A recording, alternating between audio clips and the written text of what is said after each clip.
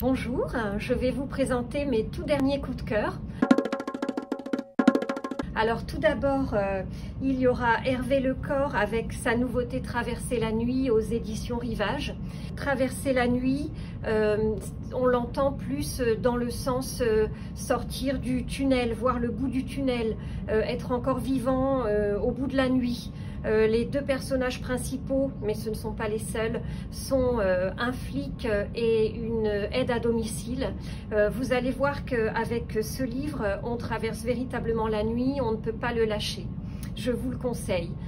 Toutefois, je dirais, lecteur sensible, s'abstenir. On est quand même aux antipodes d'Agatha Raisin.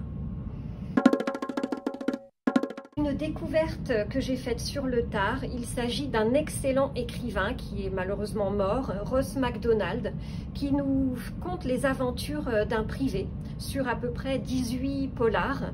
Le privé, c'est Lou Archer. Alors, il fait son apparition dans les années 50, mais ce n'est absolument pas daté.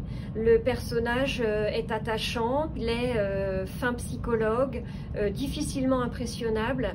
Je me suis régalée avec cette 10e enquête et on peut tout à fait la lire sans avoir lu les précédents. Donc voilà mes deux conseils du jour.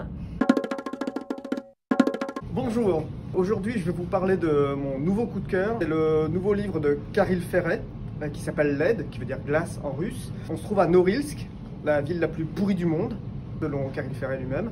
On est dans le Grand Nord, en Sibérie. Il fait moins 60 degrés l'hiver.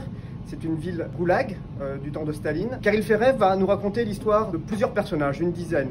Il y a une intrigue au départ qui est quasi anecdotique, c'est l'histoire d'un nénète. Le nénète, c'est un peu comme les Inuits russes, qui est découvert sous les décombres d'un immeuble qui s'écroule. Là-dessus va se greffer plusieurs assassinats qui vont un peu bouleverser la vie à Norilsk.